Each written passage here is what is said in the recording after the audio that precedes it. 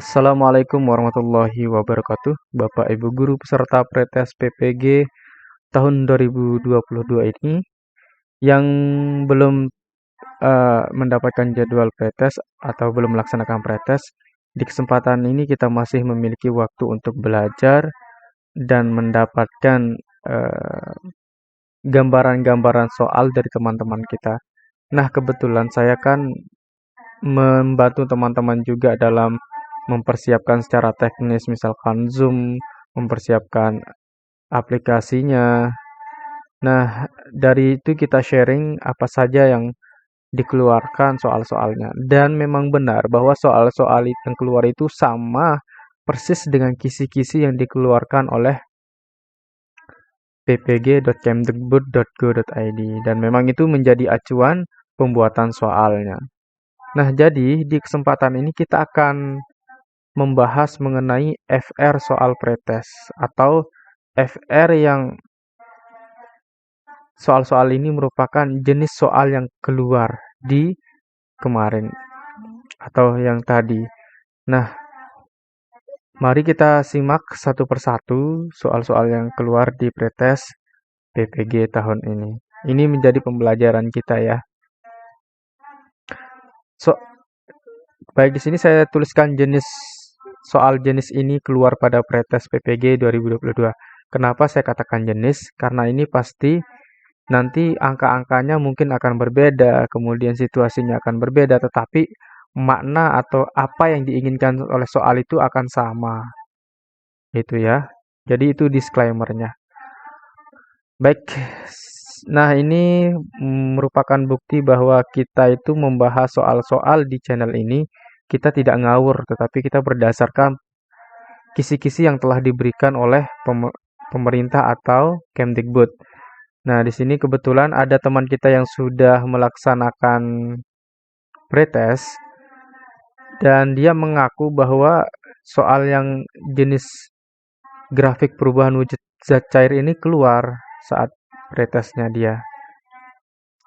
Baik, sekarang kita bahas mengenai grafik yang kita tampilkan tadi.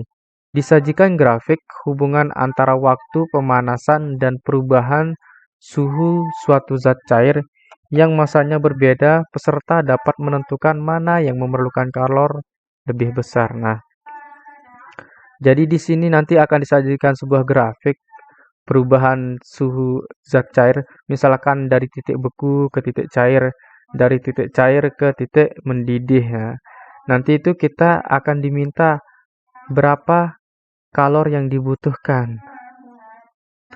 Nah, sekarang kita langsung saja ke contoh soal. Di sini contoh soalnya. Sepotong es masanya 500 gram dan suhunya minus 10 derajat Celcius. Dipanaskan sampai menguap. Jika kalor jenis es sama dengan 2100 Joule per kilogram derajat Celcius, kalor jenis air 4200 Joule kilogram derajat Celcius, kalor lebur es 336.000 Joule per kilogram. Maka manakah yang memerlukan kalor lebih besar? Nah, dari kita tandai saja. Nah, dari titik ini ke titik B itu membutuhkan dari sini ke sini ya. Ini membutuhkan 2100 Joule. Nah, kemudian dari titik B ke C itu membutuhkan kalor 4200. Kemudian dari titik C ke titik lebur es itu adalah dari 300 memerlukan kalor yaitu 336.000 Joule per kilogram. Pertanyaannya, manakah yang memerlukan kalor lebih besar? Apakah A ke B, B ke C, atau C ke D, atau D semua sama? Baik, kita akan jawab ya. Pertama, kita tulis dulu apa saja yang diketahui di soal itu. Yang pertama adalah massa es yaitu 500 gram atau 0,5 kg. Kemudian keadaan awal atau titik beku dari es itu adalah minus 10 derajat Celcius, kemudian titik B adalah titik air yang di sini ya, yang B. Ya, B ke C ini ya, merupakan kalor jenis airnya. Kemudian dari C itu 2000, kalor S-nya adalah 2100 Joule, kemudian kalor airnya 4200 dan kalor S-nya adalah 336 Joule per kilogram. Nah, sekarang peristiwa 1 A ke B. Perubahan suhu dari A ke B itu adalah berapa kalor yang dibutuhkan gitu ya. Kemudian Q1 sama dengan massa S dikali kalor S dikali delta T. Baik, massa S-nya adalah 0,5 kg dikali dengan 2100. 2100 ini merupakan kalor S, Joule per kilogram. Nah, kemudian delta T ini didapatkan dari mana? Yaitu didapatkan dari 0 dikurangi minus 10. Maka sama dengan 10. Jadi, kita langsung saja kalikan ini semuanya. Jadinya adalah 10.500 Joule. Kemudian, dari peristiwa B ke C itu perubahan wujud zat kalor yang dibutuhkan yaitu berapa? Nah, cara menghitungnya adalah massa S dikali titik leburnya. Maka, sama dengan 0,5 kg kali 336.000 Joule per kilogram. Jadinya adalah 168.000 Joule. Berikutnya, peristiwa yang C ke D, perubahan suhunya adalah 0 derajat Celcius ke 100 derajat Celcius. Kalori yang dibutuhkan adalah massa air dikali kalor air dikali delta T. 0,5 kg dikali 4200 Joule per kilogram dikali 100. Nah, 100 ini dari mana? Yaitu dari 100 dikurangi 0, jadinya adalah 100. Kita kalikan semuanya menjadi 210.000. Nah, jadi kan di pertanyaannya tadi itu, maka manakah yang memerlukan kalor yang lebih besar? Kalau kita lihat dari jawabannya adalah yang memerlukan kalor paling besar adalah yang peristiwa C ke D. Jadi jawaban yang benar adalah jawaban C. Oke, berikutnya kita bahas soal yang kedua agar kita lebih paham mengenai hal ini. Sepotong es masanya 500 gram dan suhunya negatif 10 derajat Celcius. Dipanaskan sampai menguap. Jika kalor jenis es 2100 Joule per kilogram derajat Celcius, kalor jenis air 4200 Joule per kilogram derajat Celcius, kalor leburnya 336.000 Joule per kilogram. Maka jumlah kalor total yang dibutuhkan untuk mengubah wujud zat dari proses A ke D adalah, nah ini tadi yang kita bahas itu kita tinggal jumlahkan saja. Nah, di sini ya kita jumlahkan, tempatnya kita di sini jumlahkannya. Nah, itu kita tinggal jumlahkan 10.500 dijumlahkan dengan 168.000 dijumlahkan dengan 210. Jadi hasilnya adalah 388.500 Joule. Jadi jawaban yang benar adalah yang D. Oke, itu adalah soal yang muncul di pretest yang telah dilaksanakan.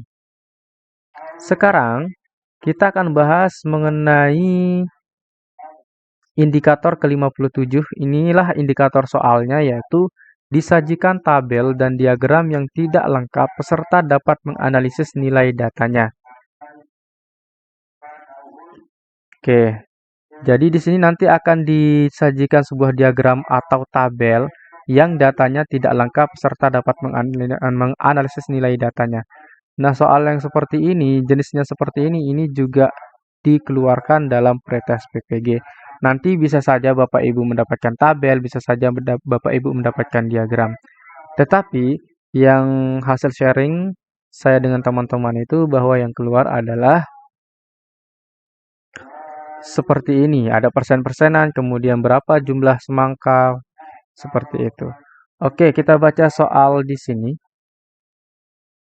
Berikut ini adalah diagram yang menunjukkan jumlah panen yang dihasilkan oleh Desa Sukaradukun pada tahun 2017 dengan total hasil panen mencapai 400 ton. Berapakah hasil panen semangka berdasarkan data pada diagram? Oke, kalau kita lihat hasil semangka di sini kan tidak disebutkan berapa persen. Nah, jadi tugas kita yang pertama adalah menentukan berapa persen sih jumlah semangka ini. Nah, caranya bagaimana? Nah, semangka ini kan merupakan bagian dari satu lingkaran.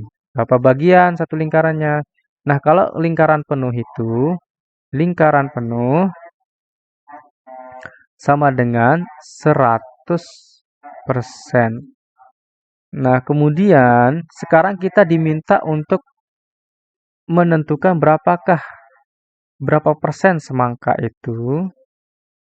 Oke, caranya adalah karena satu lingkaran itu merupakan 100%, maka di sini kita tulis 100. Kita tulis 100 saja ya. Kita tidak usah pakai persennya.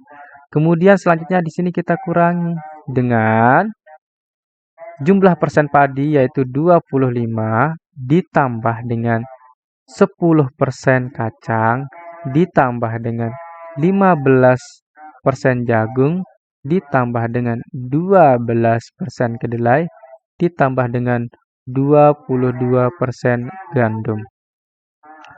Berikutnya kita 100 dikurangi 25 ditambah 10 ditambah 15 ditambah 12 dan ditambah 22. Nah, berapakah hasilnya? Coba dihitung dulu Bapak Ibu Guru di bukunya. Berapa hasilnya Bapak Ibu Guru? Hasilnya adalah 84. Nah, berikutnya 100 dikurangi 84 yaitu berapa? Di sini 6. Di sini 16. Maka semangka itu total panennya adalah 16%. Jadi kita tulis di sini 16%. Nah, apakah ini sudah selesai? Belum, karena yang ditanyakan adalah berapakah hasil panen semangka berdasarkan data pada diagram. Nah, yang dicari di sini kalau kita lihat pilihan jawabannya adalah ton-tonan. Berarti kita akan menentukan dengan ton. Caranya bagaimana? Caranya adalah kita tulis di sini semangka. Caranya sama dengan ini kan bagian dari hasil panen keseluruhan semangka itu memiliki bagian 16%. 16% itu kan bagiannya berapa? 100%. Berarti 16 per 100 dikali jumlah tonnya adalah 400 ton. Sama dengan, nah sekarang kita bagikan nih 400 dibagi 100. Berapa? 4. 4 kali 6, 20. Berapa 4 kali 6? 24. Simpan 2. 6, 4 kali 1, 4. Tambah 2, 6. Jadi yang betul itu adalah 64. Nah, kebetulan di sini nggak ada jawaban yang benar ya. Di sini salah, salah, salah. Di jawaban yang benar adalah 64 semangka. Oke, mohon maaf di sini ada kesalahan teknis mengenai soalnya ya. Jadi yang benar itu adalah 64 ton semangka. Oke, soal berikutnya. Jika jumlah seluruh panen adalah 500 kuintal, berapa kuintal panen jagung? Nah, ini juga sama dengan yang tadi ya, dengan soal yang di atas tadi. Nah, saya tadi sudah mengatakan bahwa kalau lingkaran penuh itu adalah 100%. Nah, di sini padi itu memiliki setengah dari lingkaran. Kalau setengah dari lingkaran yaitu 50%. Kemudian jagung itu adalah seperempat dari lingkaran. Berapa seperempat dari lingkaran? Seperempat dari lingkaran itu adalah 25%. Nah, sekarang kedelai. Kedelai ini kita tidak tahu nih. Karena dia itu tidak jelas apakah seperempat, seperdelapan, kita nggak tahu. Oke, maka cara menentukan berapa persen panen kedelai, cara menghitungnya sama dengan tadi. Kita tulis kedelai.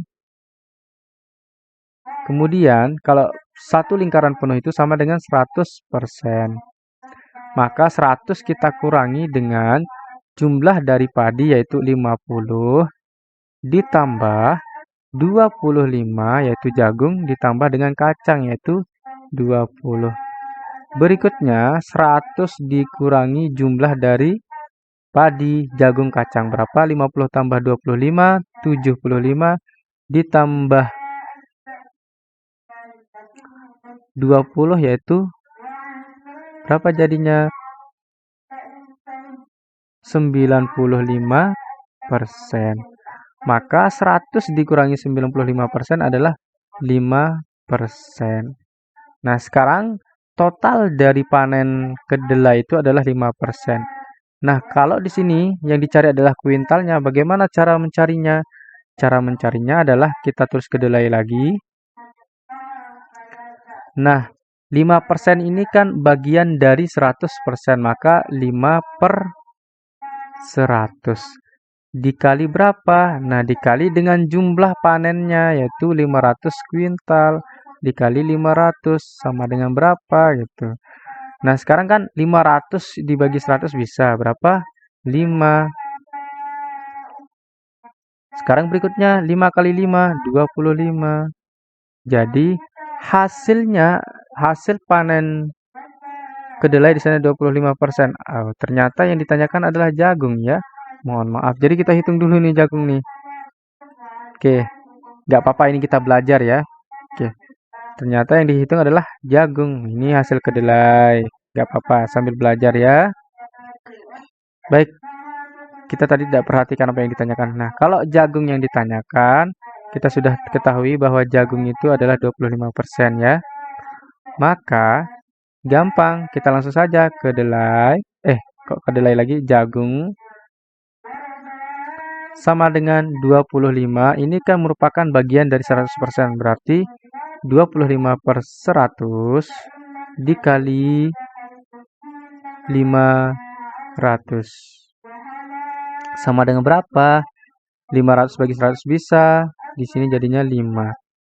5 kali 5, 25. Simpan 2. 5 kali 2, 10 tambah 2, 12. Jadinya adalah 125 kuintal. Jadi kalau yang ditanyakan jagung, maka jawabannya adalah yang B. 125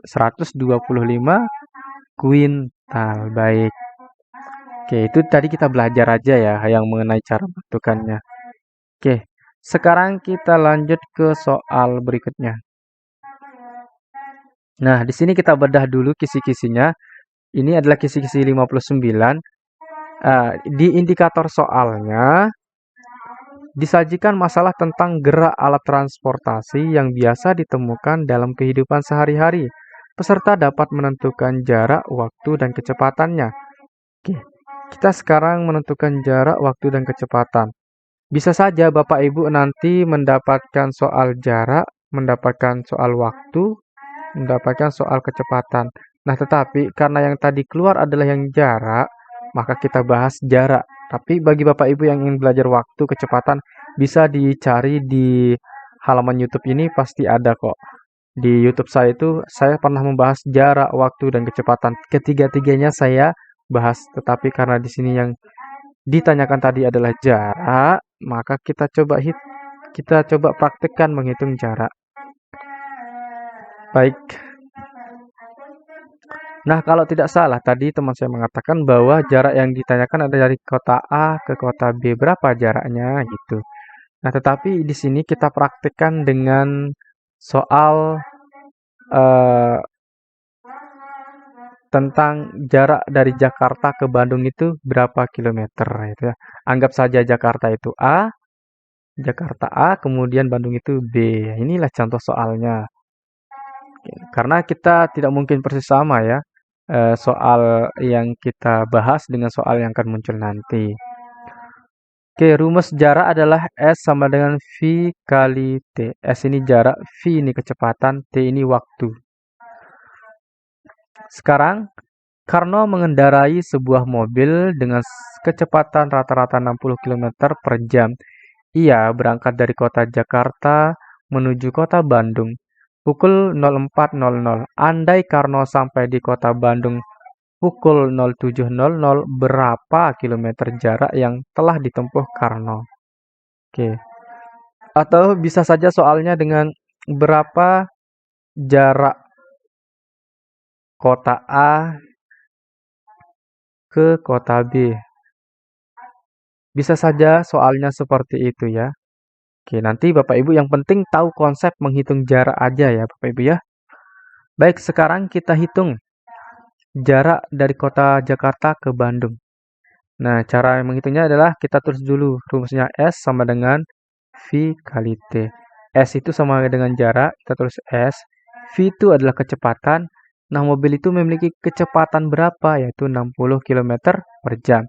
Kita tulis saja 60-nya doang. Kemudian dikali dengan T. T itu apa? Jarak tempuh. Bukan jarak tempuh, waktu tempuh.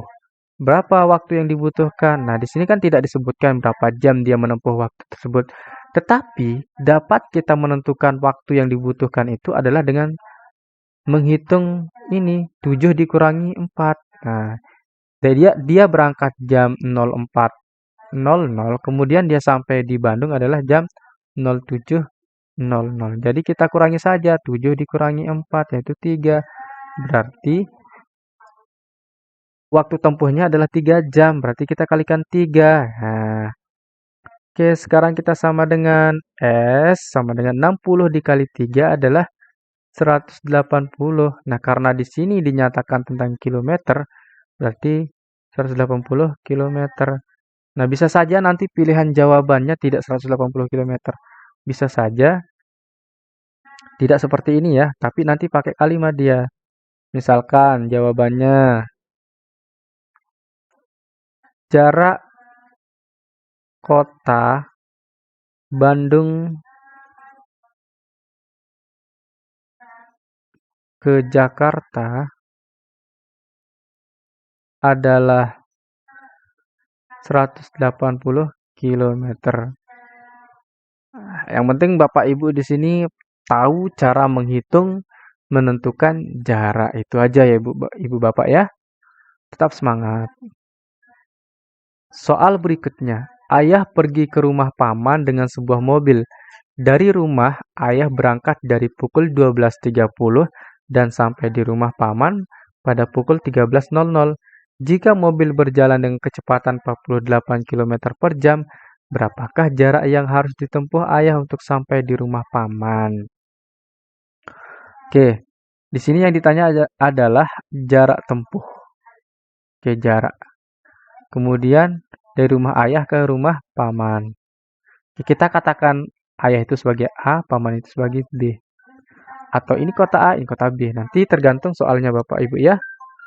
Oke, kita ingat tadi bahwa cara menghitung dari jarak adalah S sama dengan V kali T. Apa itu S? S adalah jarak, V adalah apa V? Kecepatan. Berapa kecepatan yang digunakan oleh mobil itu? Yaitu 48 km per jam. Jadi kita tulis 48 saja. Kemudian kita kalikan dengan apa? Yaitu waktu tempuh. Berapa waktu tempuhnya? 12.30 dengan 13.00. Nah, itu berarti jaraknya berapa? Kita tinggal kurangi 13.00 dikurangi 12.00. 12.30 ya. Nah, di sini kan 0 kurangi 0, 0. Di sini 0 kurangi 3 tidak bisa, kita pinjamkan. Nah, dari jam kita pinjamkan ke menit, maka dia menjadi 60. Kita di sini 60 ya. Karena tadi 0 kurangi 0, 0. Kemudian 6 kita kurangi dengan 3. Berapa? 3. Sekarang di sini sisa berapa? Sisa 2. 12 kurangi 12 adalah 0. Jadi jarak tempuhnya itu adalah 30 apa namanya? 30 menit. 30 menit itu sama dengan setengah jam. Oke. Setengah jam bisa ditulis dengan 1/2 atau 0,5. Tetapi agar kita mudah menghitungnya di sini kita pakai 1/2 aja. Maka di sini 1/2. Maka S sama dengan 48 dikali 1/2. Nah, karena 48 ini bisa dibagi 2, hasilnya adalah 4 bagi 2, 2, 8 bagi 2, 4. Jadi 24 kali 1, 24. Nah, karena di sini yang ditanyakan adalah jarak, maka satuannya adalah kilometer. Jadi 24 kilometer jarak tempuh ayah ke rumah paman. Jadi jarak tempuh yaitu 24 kilometer. Oke. Saya yakin Bapak Ibu sudah paham dan mahir mengerjakan soal seperti ini. Berikutnya, kita akan bacakan indikator soalnya. Kita akan bedah dia. Ini adalah indikator soal ke-13. Diberikan suatu gambar model sistem organ pernafasan. Peserta dapat menjelaskan proses pernafasan perut. Nah, yang di sini yang ditanyakan adalah menjelaskan proses pernapasan perut. Nah, Bapak Ibu yang belum sempat belajar, ayo kita belajar lagi. Kita bedah dulu kisi-kisinya. Apa sih yang diinginkan kisi-kisinya? Nah, yang diinginkan adalah menjelaskan proses pernapasan perut. Jadi kita ini harus pahami tentang penjelasan proses pernapasan perut. Pernapasan itu kan dibagi dua, ada inspirasi dan ekspirasi. Oke, kita bahas pernapasan perut. Nah, di sini ada gambarnya. Nanti kan di soal itu di kisi-kisi mengatakan ada gambar pernapasan perut. Nah, berarti gambarnya kira-kira seperti inilah ya. Oke, di sini kalau di inspirasi kan kita tadi bagi dua tuh, inspirasi sama ekspirasi. Kalau di inspirasi itu udara masuk melalui mulut atau hidung, kemudian masuk ke rongga dada. Ini otot tulang rusuk berkontraksi sehingga rongga dada mengembang. Nah, berarti rongga dada mengembang saat kita inspirasi. Kemudian diafragma berkontraksi. Ya, diafragma berkontraksi. Selanjutnya, kita akan jelaskan mengenai ekspirasi. Ekspirasi itu adalah proses udara keluar. Nah, kalau udara keluar berarti diawali dari diafragma berelaksasi. Oke, ini naik ya, tanda panahnya naik berarti dia naik, diafragmanya naik yaitu berelaksasi. Kemudian dada ini atau otot tulang rusuk akan relaksasi sehingga rongga dada mengempis atau mengecil. Rongga dada akan mengecil, kemudian keluarlah udara. Oke, itu penjelasannya. Oke, kalau kita tulis seperti ini, pernapasan perut berlangsung dalam 2 tahap, yaitu inspirasi. Inspirasi terjadi bila otot diafragma berkontraksi. Diafragma mendatar mengakibatkan volume rongga dada membesar, sehingga tekanan udaranya mengecil dan diikuti paru-paru yang mengembang mengakibatkan tekanan udaranya lebih kecil dari tekanan udara atmosfer dan udara masuk. Ekspirasi diawali dengan otot diafragma berelaksasi dan otot dinding perut berkontraksi, menyebabkan diafragma terangkat dan melengkung menekan rongga dada, sehingga volume rongga dada mengecil dan tekanannya meningkat sehingga udara dalam paru-paru keluar. Pernapasan perut umumnya terjadi saat tidur. Oke, kita lihat soal yang pertama. Di sini ada sebuah gambar tentang pernapasan perut. Nah, gambar tersebut kira-kira merupakan tahap yang mana? Apakah inspirasi atau ekspirasi? Nah, cara Bapak Ibu menjawab soal seperti ini. Coba kita lihat pilihan jawabannya. Kita lihat gambarnya dulu adalah kalau udara masuk berarti inspirasi. Oke, inspirasi ya. Berarti jawabannya antara A dan B. Kemudian kita lihat gambarnya. Ini tulang rusuk berkontraksi sehingga rongga dada mengembang. Oke, mengembang ya. Kemudian di sini dinyatakan diafragma kontraksi. Oke, kalau ada kata kunci seperti ini, diafragma berkontraksi, berarti itu tentang pernapasan perut. Diafragma akan berkontraksi saat pernapasan perut. Jadi di sini yang mana yang benar? Apakah yang A? Inspirasi terjadi bila otot antar tulang rusuk dan luar berkontraksi. Tulang rusuk terangkat, volume rongga dada membesar, paru-paru mengembang, sehingga tekanan udaranya menjadi lebih kecil dari udara atmosfer sehingga udara masuk. Nah, dari kalimat A ini tidak ada dinyatakan tentang diafragma. Oke. Nanti kalau Bapak Ibu melihat gambar diafragma, misalkan seperti ini, maka itu pasti adalah tentang pernapasan perut.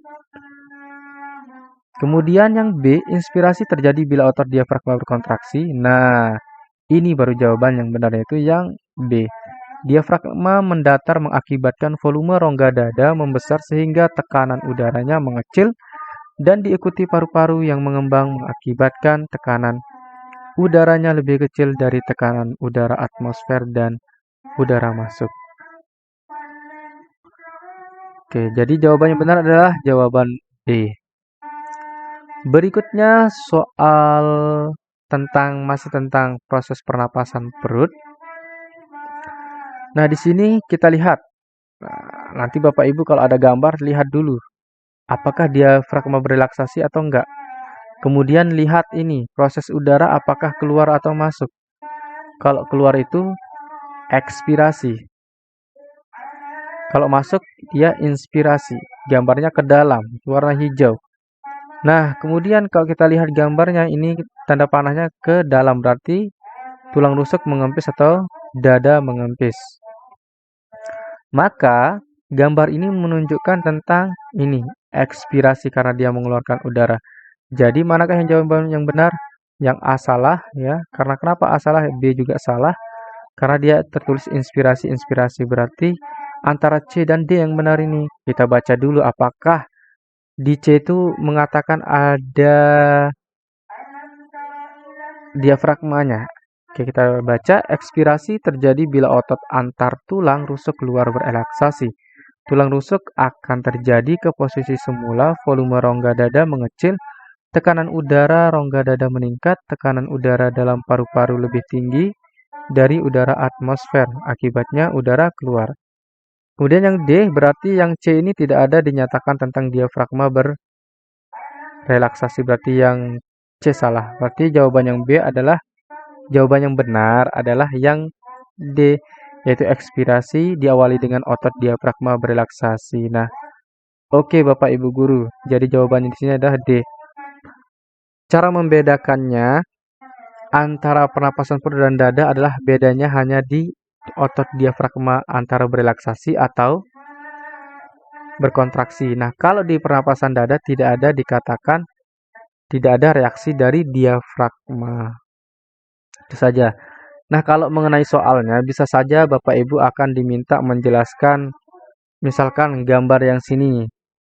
Gambar diafragmanya saja. Itu menunjukkan apa? Misalkan di sini gambar A menunjukkan apa gitu, proses apa gitu ya. Bisa saja soalnya seperti itu ya. Berarti kalau yang A ini diafragma berrelaksasi. Nah, kalau dia ke atas panahnya berarti berrelaksasi. Nah, kalau dia agak mendatar atau seperti ini dan gambar panahnya itu ke bawah berarti itu berkontraksi. Nah, kemudian mungkin saja Bapak Ibu akan mendapatkan misalkan yang B. Ini B ya, kita gambar dadanya B. Nah, gambar dada B itu menunjukkan apa? Lihat saja tanda panahnya kemana atau lihat saja apakah dia udara keluar atau udara masuk. Kalau udara keluar berarti rongga dada itu akan mengempis. Mengempis. Atau Bapak Ibu nanti bisa saja mendapatkan ini mulutnya itu bagaimana. Seperti itu ya. Soalnya nanti bisa berkembang seperti apapun. Yang penting Bapak Ibu guru terus pelajari, terus pahami. Oke, kita lanjut. Ya, jawaban yang benar di sini adalah jawaban D. Kita lanjut ke soal berikutnya tentang gerak bumi dan fungsinya. Disajikan data tentang keterkaitan Hari Raya Idul Fitri 2 tahun berturut-turut, misalnya 1440 Hijriah dengan 1441 Hijriah dengan kalender Masehi. Peserta dapat mengidentifikasi perbedaan kalender Masehi dengan kalender Hijriah. Nah, nanti maksudnya di sini adalah 1440 Hijriah dengan 1441 Hijriah itu dalam satu kalender Masehi itu masuk ya. Jadi di dalam kalender Masehi itu ada 2 tahun Hijriah, yaitu 140 Hijriah dengan 1441 Hijriah. Ini ada 2 tahun di kalender Masehi. Misalkan ini tahun berapa lah gitu ya. Oke, sekarang kita ke penjelasan. Berbeda dengan kalender Masehi yang dihitung dari pukul 12 malam, jumlah hari di kalender Hijriah dan Masehi berbeda. Dikutip dari Islamic Finder, jumlah hari pada kalender Hijriah terhitung 11-12 hari, lebih sedikit dibandingkan kalender Masehi. Tetapi biasanya perbedaannya itu kita pakai 11 hari ya. Jumlah hari di kalender Masehi ada 365 hari, sedangkan Hijriah ada 354 hari atau 355 hari. Oke, kita ke penjelasan berikutnya agar kita lebih pahami. Ini mengenai pertanyaannya sebenarnya di sini ya, ini pertanyaannya. Atau ini sebuah pernyataan ya. Tetapi nanti di pertanyaannya itu kalau tidak salah hasil sharing itu nanti di situ ditanyakan atau di pernyataannya tentang pada tahun 2000 umat Islam melaksanakan 2 kali sholat Idul Fitri dalam 1 tahun, yaitu pada 5 Januari 2000 dan 27 Desember tahun 2000. Nah, di soalnya itu atau di pilihan jawabannya nanti ada pilihan A berapa hari, B ini juga hari-hari saja. Kemungkinan yang ditanyakan itu adalah beda hari mengenai kalender Masehi dengan kalender Hijriah. Atau bisa saja nanti Bapak Ibu diminta untuk menghitung mengenai tahun berapa nanti akan mendapatkan sholat Idul Fitri yang dalam 1 tahun Masehi gitu. Pertanyaannya bisa saja yang mana saja nanti muncul gitu ya.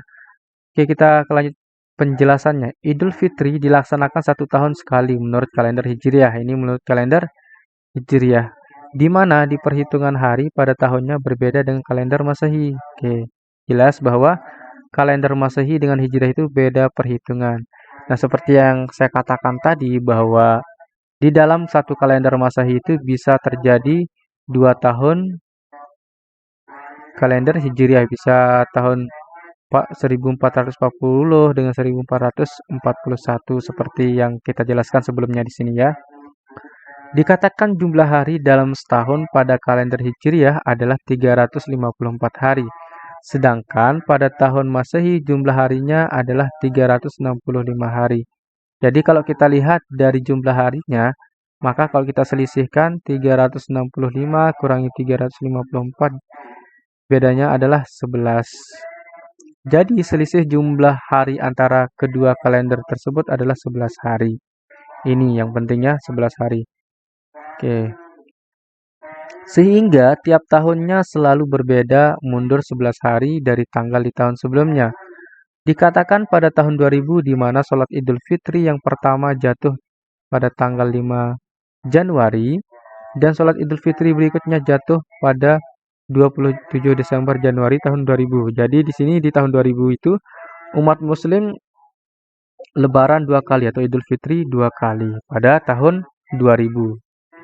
Berarti tahun 2000 itu terjadi 1440 Hijriah dan 1441 Hijriah.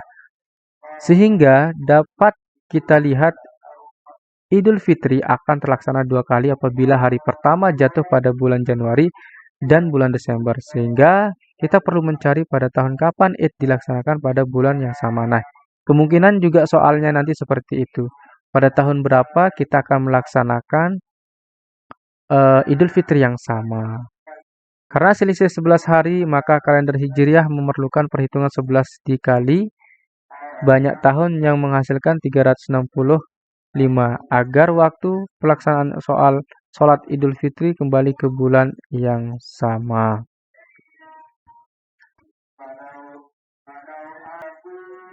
Oke, Bapak Ibu, nanti kita lanjutkan ke soal berikutnya karena sudah cukup kita bahas ya mengenai soal-soal yang keluar nanti. Semoga ini bermanfaat pembahasan yang saya berikan. Semoga Bapak Ibu guru bisa memahami penjelasan saya dan semoga ini menjadi ilmu kita bersama. Saya ucapkan banyak terima kasih. Assalamualaikum warahmatullahi wabarakatuh.